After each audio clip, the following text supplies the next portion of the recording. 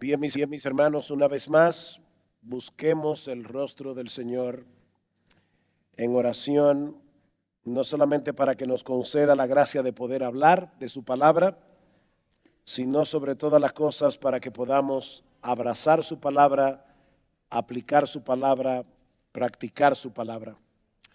Vamos a orar. Señor, queremos darte muchas gracias por todo lo que hemos recibido hasta aquí en esta conferencia. Es sorprendente lo que estamos aprendiendo de tu persona, de tu carácter. Y ahora que vamos a hablar, Señor, de tu fidelidad, tú conoces la debilidad de tu siervo. Ayúdame, Señor, y ayuda a mis queridos hermanos a abrazar tu palabra hoy aquí. Padre, seguramente hay muchos en este lugar que pueden haber venido apesadumbrados, sufriendo con diversos dolores y dificultades. Por favor, Señor, usa tu palabra para consolarlos, usa tu palabra para animarlos, para poder seguir corriendo la carrera con los ojos puestos en Jesús, en cuyo nombre pedimos estas cosas. Amén y amén.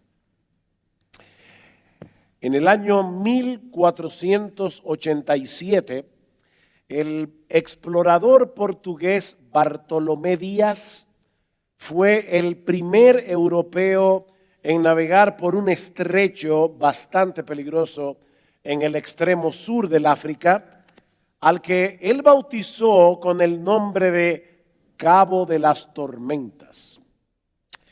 Pero cuando Juan II de Portugal se enteró del descubrimiento, rebautizó ese paso marítimo con el nombre con el que se conoce hasta el día de hoy, Cabo de la Buena Esperanza.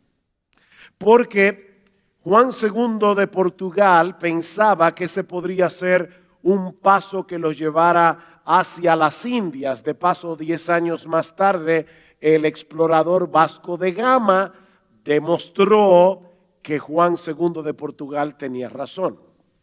Así que, mis hermanos, aquí tenemos un mismo lugar bautizado con dos nombres completamente distintos entre sí.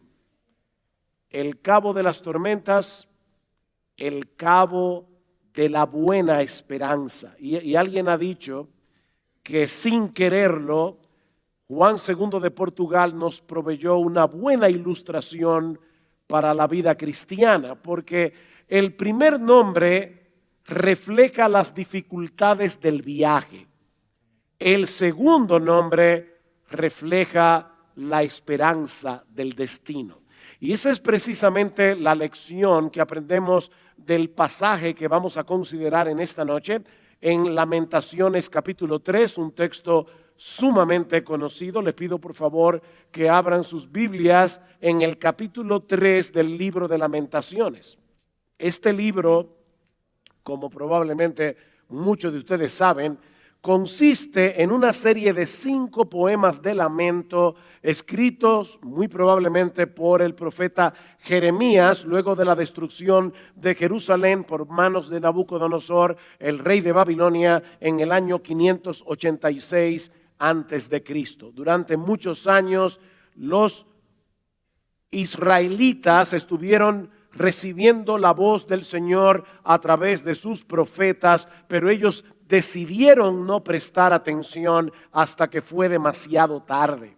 La devastación de Jerusalén y el cautiverio babilónico fue uno de los episodios más terribles de la nación de Israel durante el Antiguo Testamento. De hecho, yo no sé cuántos de ustedes alguna vez han visto la destrucción de la ciudad de Berlín o de la ciudad de Dresde después del bombardeo de los aliados en la Segunda Guerra Mundial. Si tú alguna vez has visto un cuadro de cómo quedó Berlín o cómo quedó Dresde, tú vas a tener una idea de lo que Jeremías, el profeta, estaba contemplando cuando escribió el libro de Lamentaciones. En los capítulos 1 y 2, Jeremías nos presenta el lamento desde la perspectiva del pueblo. Pero cuando llegamos al capítulo 3, el panorama cambia radicalmente. Noten cómo comienza el capítulo 3. Yo soy el hombre que ha visto aflicción bajo el látigo de su enojo. Me guió y me llevó en tinieblas y no en luz. Ciertamente contra mí revolvió su mano todo el día. Hizo envejecer mi carne y mi piel quebrantó mis huesos. Jeremías sabía que detrás del poder de los babilonios había un poder infinitamente superior que había usado al rey Nabucodonosor como instrumento de castigo. Era Dios el que al final de cuentas estaba disciplinando a Israel por su grosera idolatría. Pero era precisamente esa realidad lo que causaba tanta desolación en el corazón de Jeremías. El hecho de saber que el mismo Dios se había volcado contra ellos. Noten el versículo 8. Aun cuando clamé y di voces, cerró los oídos a mi oración, cercó mis caminos con piedra labrada, torció mis senderos. Y él está hablando no de Nabucodonosor. Él está hablando de Dios.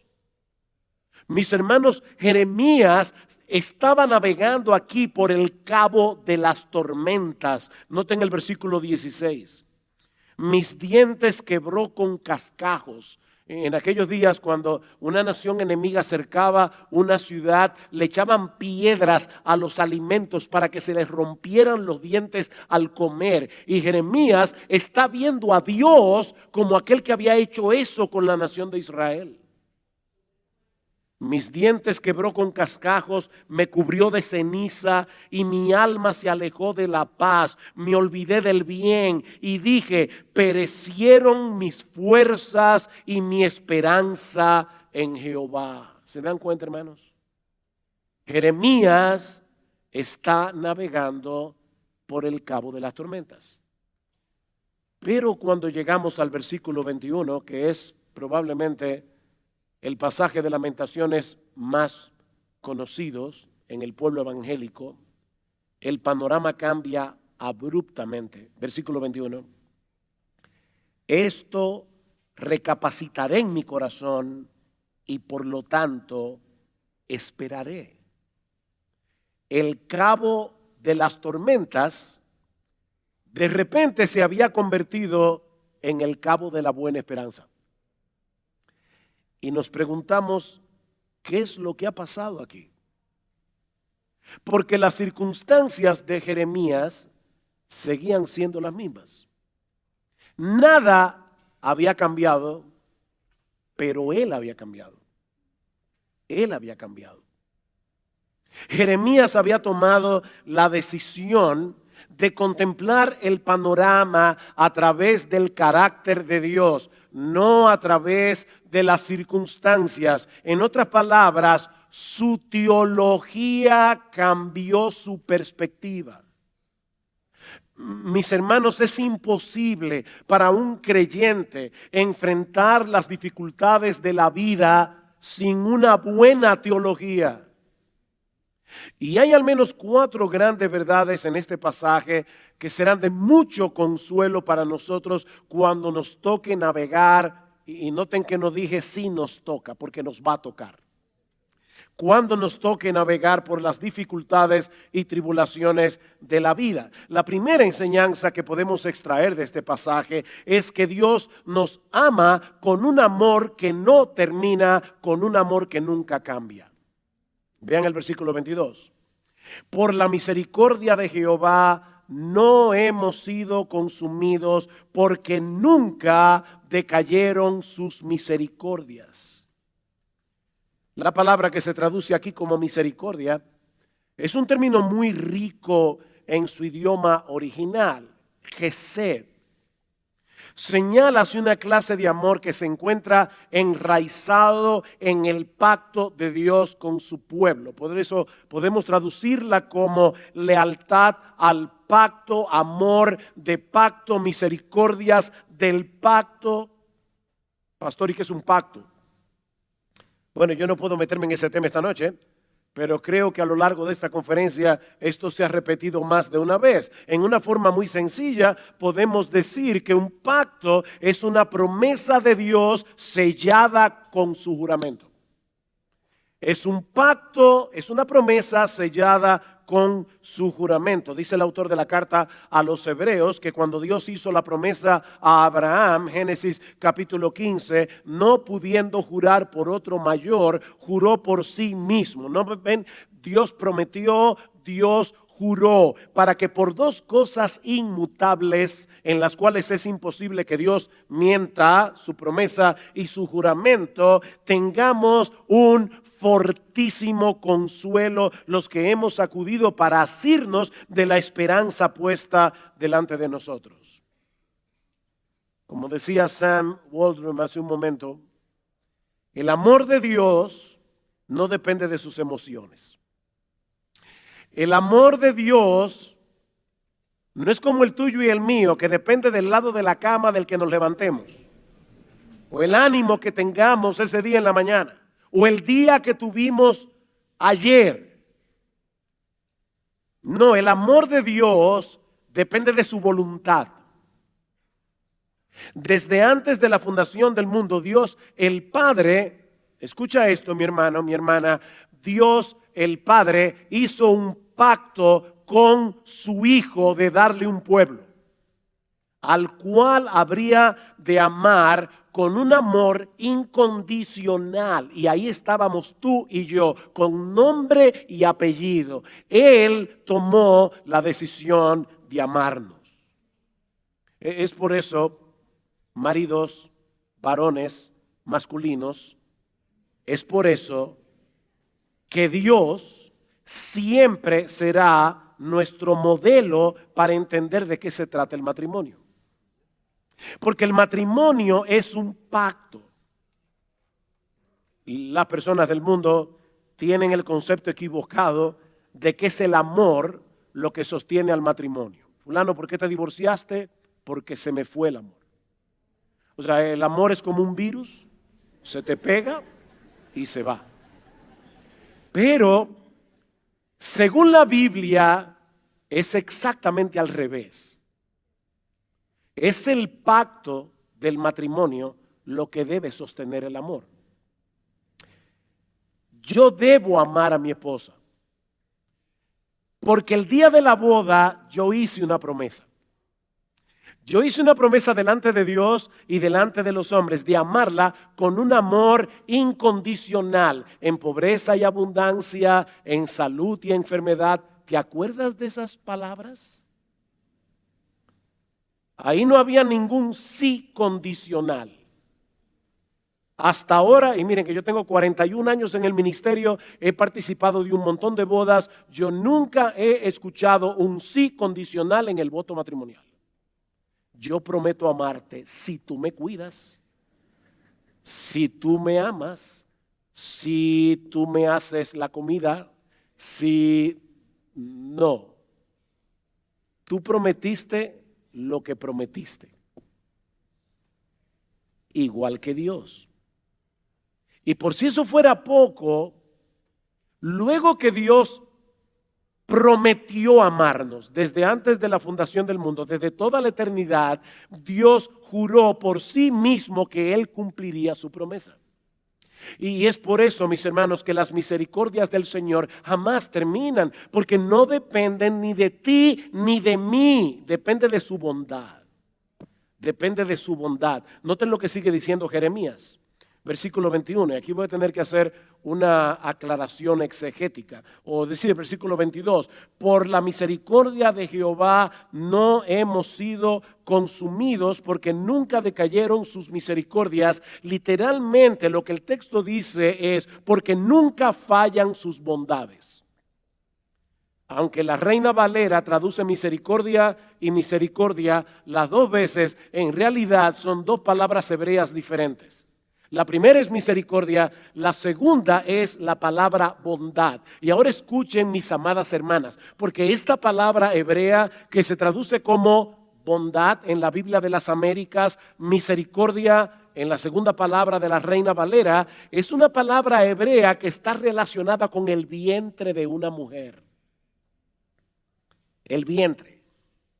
Así como las mujeres cuidan con ternura el fruto de su vientre, o al menos así debería ser, nuestro Dios cuida con ternura a cada uno de los suyos, porque cada uno de los suyos fue engendrado y gestado en el vientre de sus decretos divinos, por decirlo de alguna manera.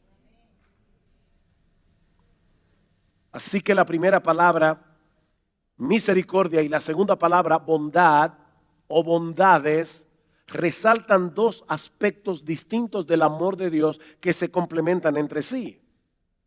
La primera resalta la fidelidad de Dios. Ese es el tema, ese es el atributo que estamos considerando aquí. La fidelidad de Dios a su pacto. Él decidió amarnos, Él prometió amarnos, Él juró que nos amaría y Él es fiel.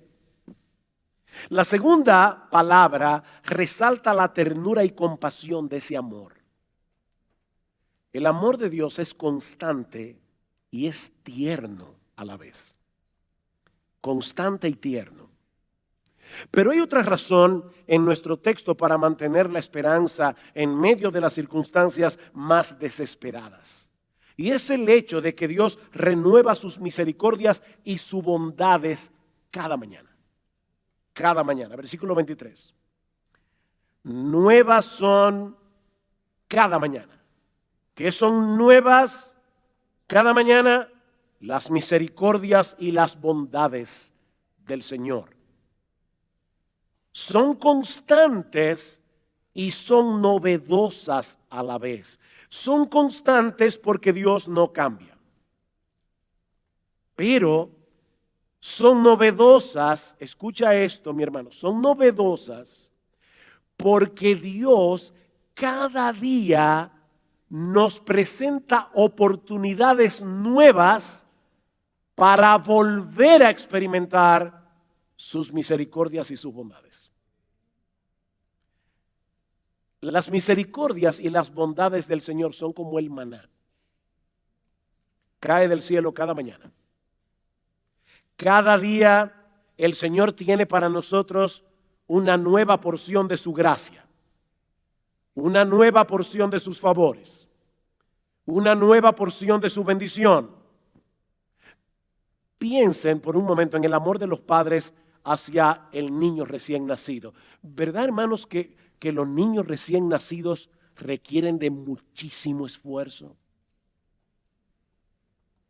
Una vez escuché de un hombre que tenía un montón de deudas y alguien le preguntó, ¿y cómo duermes por las noches? Y él le respondió, como un bebé. Dice, ¿cómo así? Me despierto cada 3 horas llorando. Yo no sé a quién se le ocurrió decir que duerme como un bebé, y los bebés duermen. Los bebés se levantan cada 3 horas llorando con un dispositivo que el Señor les puso, porque los bebés nacen con una obsesión compulsiva por la leche materna y hay que satisfacerlos. Bueno, mis hermanos, los padres que son aquí saben que yo digo la verdad. Pasamos una noche malísima con el bebé, dormimos como 2 o 3 horas, nos levantamos por la mañana, vamos a la cuna y volvemos a ver al bebé con la misma ternura de siempre. Así somos los padres. El amor de Dios es eterno, es inmutable, es un amor que nunca decae y sin embargo se renueva cada mañana. Porque las misericordias de ayer, las bondades de ayer eran para las cargas de ayer. No nos sirven para hoy. Así que no os afanéis por el día de mañana, Mateo 6:34, porque el día de mañana traerá su afán. Basta cada día su propio mal. Cada día viene con su propia cuota de problemas. Pero mis hermanos, Dios tiene reservado para nosotros un paquete de sus misericordias, de sus bondades, que serán suficientes para enfrentar lo que venga cada día. Cada día. Así que mi hermano, mi hermana, te puedes levantar mañana con esta confianza, y pasado mañana, y traspasado mañana, y si estás vivo dentro de 10 años, y dentro de 15, y dentro de 20, y dentro de 50, porque no habrá un solo día en el que Dios deje de cumplir su promesa. Un solo día. Ninguno de nosotros aquí puede saber con certeza lo que va a suceder mañana. No tenemos la menor idea de las tentaciones que vamos a enfrentar, no tenemos idea de las enfermedades que vamos a padecer, no tenemos idea de los problemas relacionales que vamos a tener con otras personas, a veces dentro de la misma iglesia. De hecho, ni siquiera podemos estar seguros del tiempo que nos reste en este mundo. Pero hay una cosa de la que sí podemos estar absoluta y completamente seguros. He aquí el bien y la misericordia me seguirán todos los días de mi vida, todos los días. La misericordia del Señor nos perseguirá, que es la palabra que se usa aquí. Dios nos persigue para hacernos bien. Así que no hay ningún asomo de duda en lo que Lamentaciones se está planteando aquí. Y esto por la tercera razón de nuestro texto, lo que nos lleva al atributo que estamos estudiando hoy aquí. Ya hemos dicho que el amor de Dios nunca termina, nunca cambia, que Él renueva sus misericordias y sus bondades cada mañana, pero ninguna de esas cosas sería un consuelo para nosotros a menos que podamos descansar confiados en la grandeza de la fidelidad de Dios. La grandeza de la fidelidad de Dios. Versículo 23 otra vez, nuevas son cada mañana, grande es tu fidelidad. ¿Se dieron cuenta, mis hermanos, que hubo un cambio aquí? ¿Tú tienes tu Biblia abierta? Mira el texto otra vez. Hasta este momento, Jeremías ha estado hablando acerca de Dios. Pero en la segunda mitad del versículo 23 comienza a hablarle a Dios. ¿Se dieron cuenta? Mírenlo en el texto. Grande es tu fidelidad. Repentinamente su teología se convirtió en una doxología, en una palabra de alabanza. Mira, mi hermano, mi hermana, tú puedes ser todo lo reformado que tú quieras y puedes creer en todas las grandes doctrinas de la gracia, pero si tu teología no te lleva a alabar a Dios, es una teología defectuosa. La idea por la que estamos haciendo este tipo de conferencias no es para que salgamos de este lugar diciendo, wow, qué doctrina la que yo tengo. Y encima de eso soy humilde. Si tu teología no se convierte en doxología para alabar a Dios, no a ti, tu teología es defectuosa. La palabra fidelidad que usa Jeremías aquí significa firmeza, constancia, confiabilidad. Nuestro Dios es constante, confiable, fiel. Cuando Él promete algo, lo cumple. No solo porque Él es confiable, sino porque, como ya hemos visto cuando hablamos de la simplicidad de Dios, porque nada ni nadie puede impedir que Dios haga lo que Él se ha propuesto hacer. Yo puedo hacerte una promesa y puedo tener la mejor intención de cumplirla, pero pueden suceder un montón de cosas que se interpongan en mis planes y no pueda cumplir lo que te prometí. A Dios nunca le pasa eso, porque para eso es Dios. Él es veraz, Él es soberano, Él es omnisciente, Él es todopoderoso, Él es inmutable. No existe nada ni nadie que pueda frustrar los planes de Dios. Él es absolutamente confiable en todo tiempo, en toda circunstancia. Nuestro Dios es fiel en medio de la aflicción.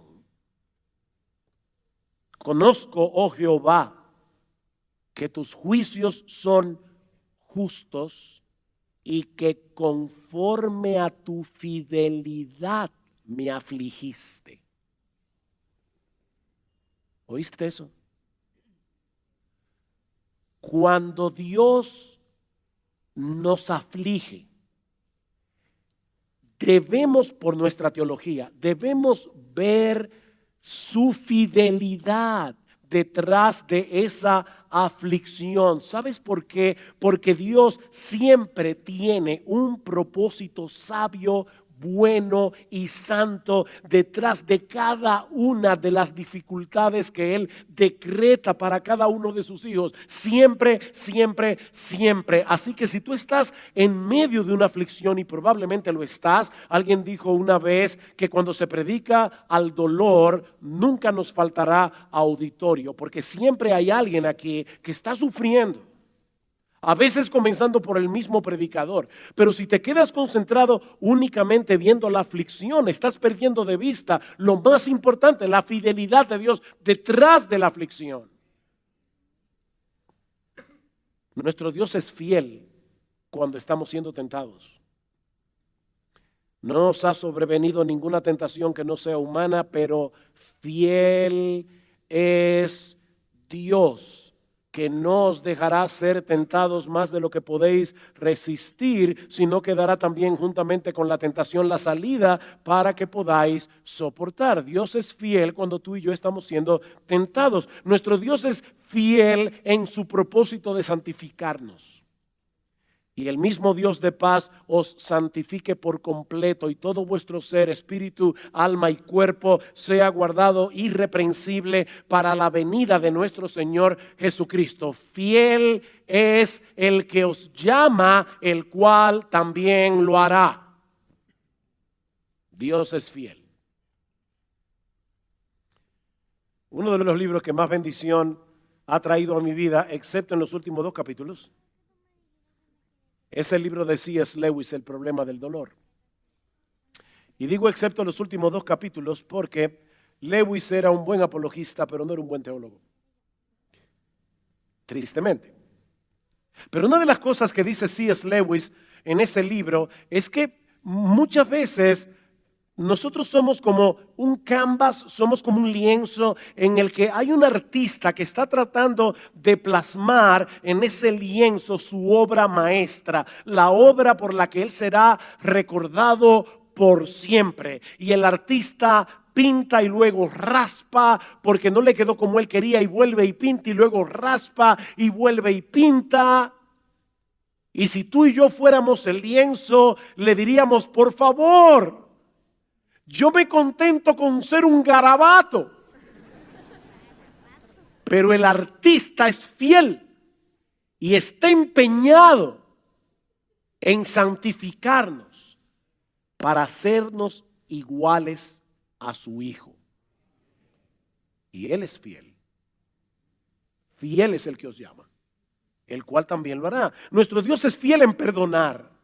Cuando venimos a Él en arrepentimiento, si confesamos nuestros pecados, Él es ¿qué? Fiel y justo para perdonar nuestros pecados y limpiarnos de toda maldad. Mira, mi hermano, el diablo es muy cruel.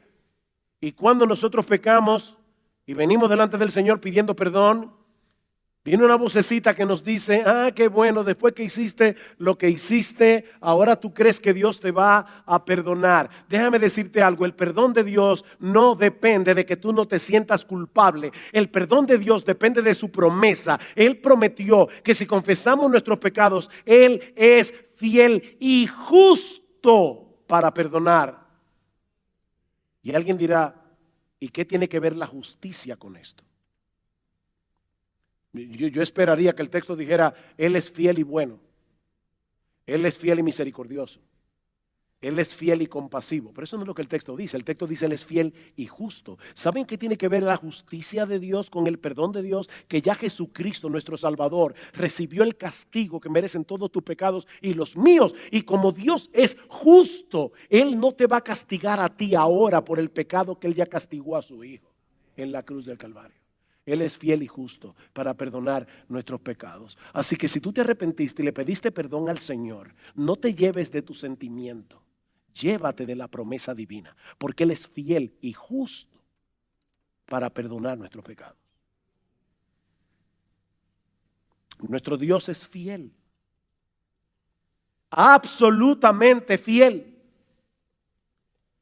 Siempre fiel. Cada palabra que sale de su boca se cumplirá. Porque Él no es más o menos fiel. De hecho, nadie puede ser más o menos fiel. La fidelidad es una de esas cualidades que son absolutas.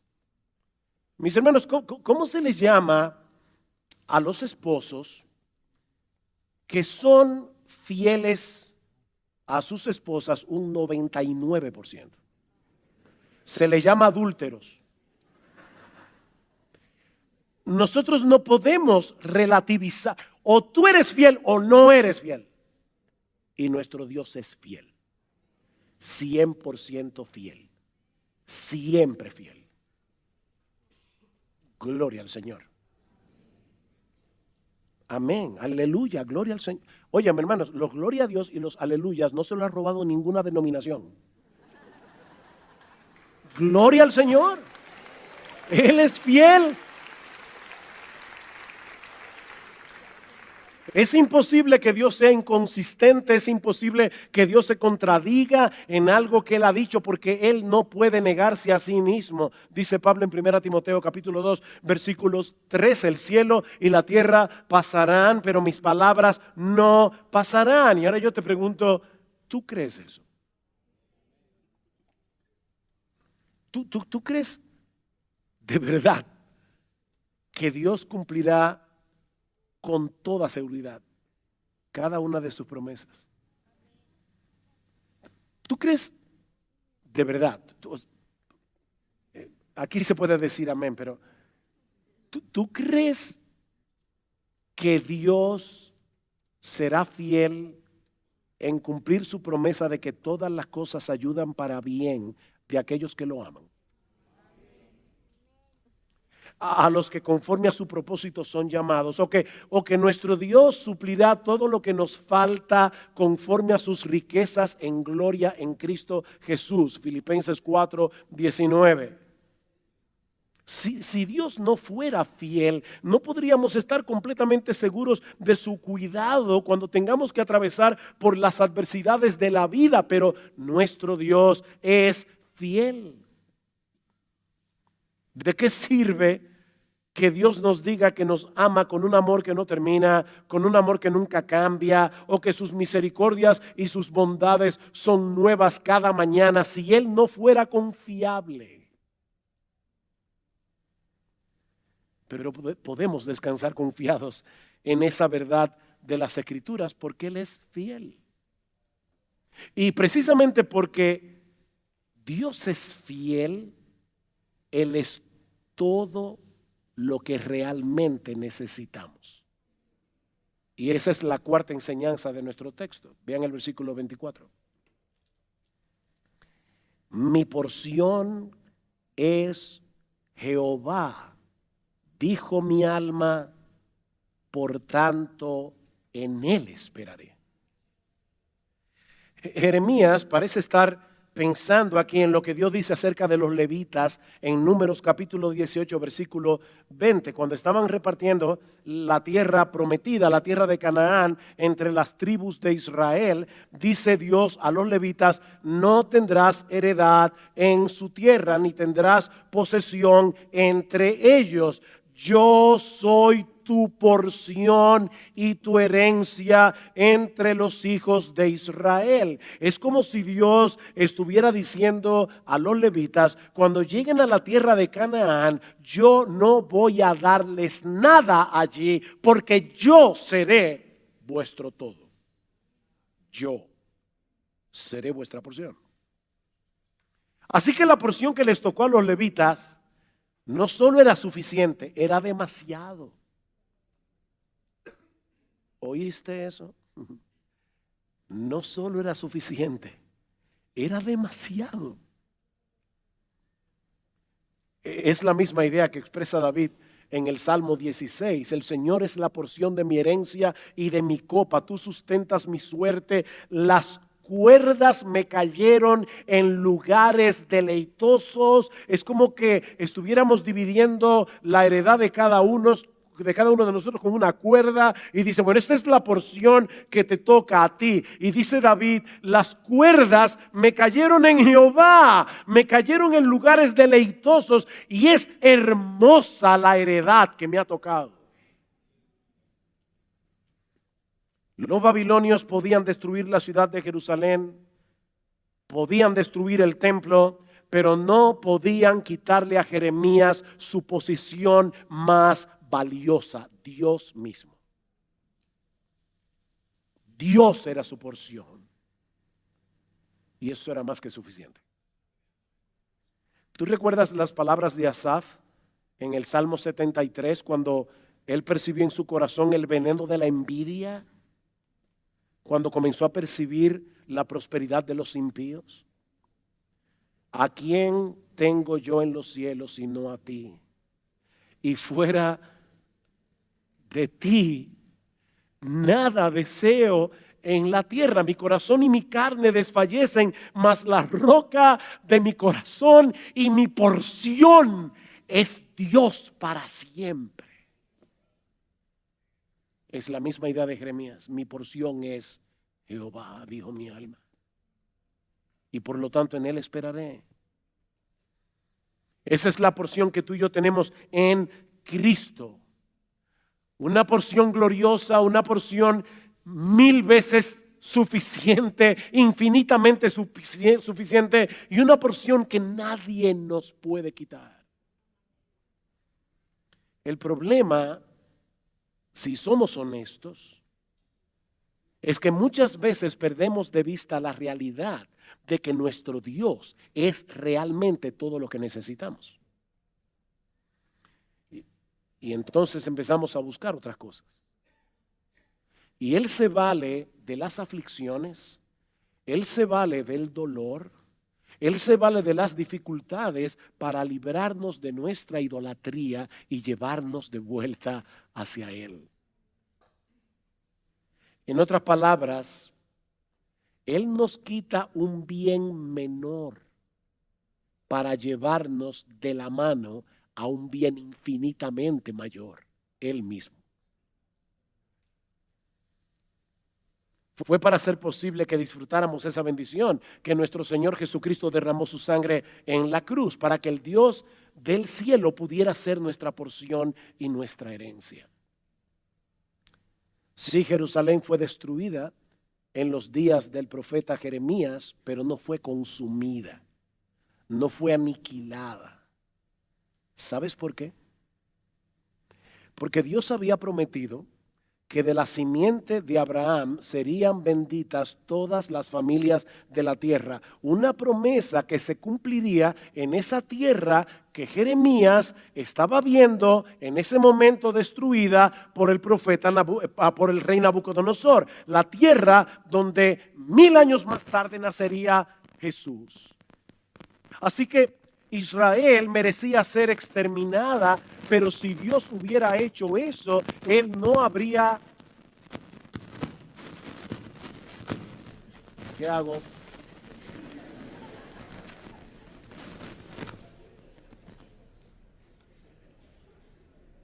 Un caribeño, verlo hablar con una sola mano es muy difícil. Ok.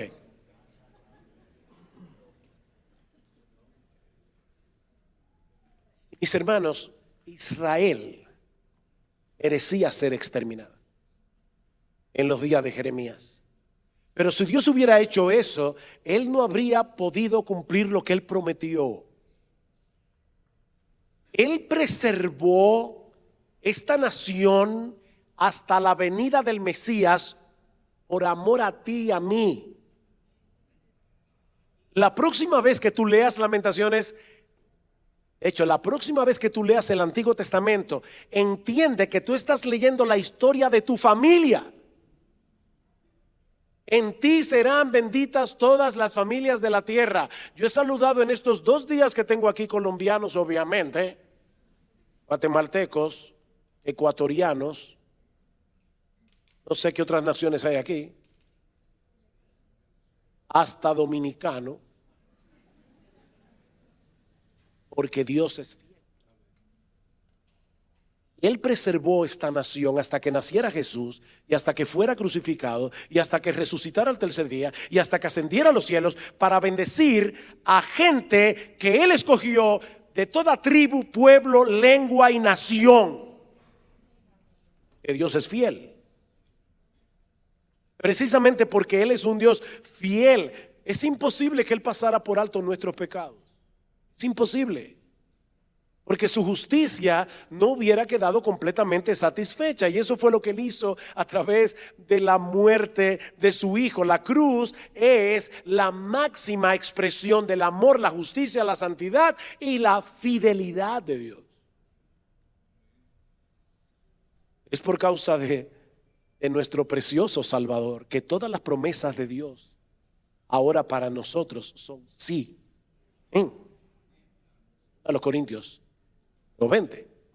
En Cristo, en Él, todas las promesas de Dios son sí y amén. Porque Cristo, como el descendiente, el gran descendiente de Abraham, es el receptor por excelencia de todas las promesas de Dios. Y nuestras vidas están escondidas en Él.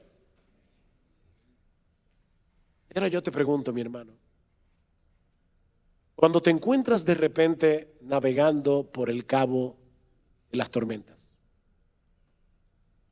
¿eres intencional traer las promesas de Dios a tu mente y a tu corazón de modo que aún en medio del dolor tú puedas cantar: grande es tu fidelidad, aun cuando parece que el mundo se está cayendo en pedazos?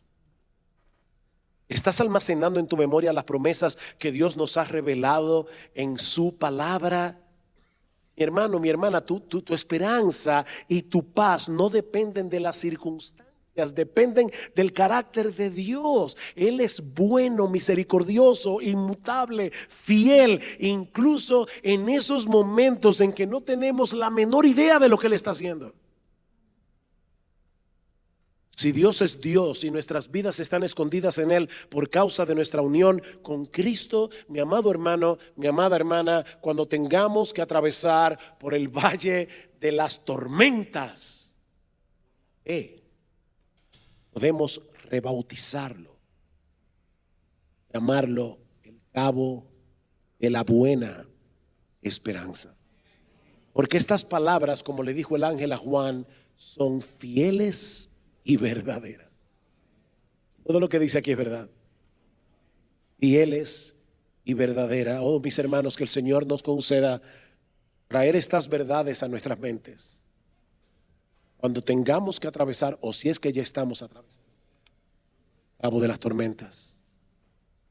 O para decirlos con las palabras de Pablo, y ahora concluyo, Romanos 15:13, el Dios de esperanza os llene de todo gozo y paz en el creer, para que abundéis en esperanza por el poder del Espíritu Santo. Padre, te damos muchas gracias, Señor, por tu bendita palabra. Te damos gracias por tus promesas. Y te damos gracias sobre todas las cosas por ese Cordero que fue inmolado, en quien todas tus promesas son sí y amén. Alabado sea tu nombre y alabado sea el Cordero, en cuyo nombre pedimos todas estas cosas. Amén y amén.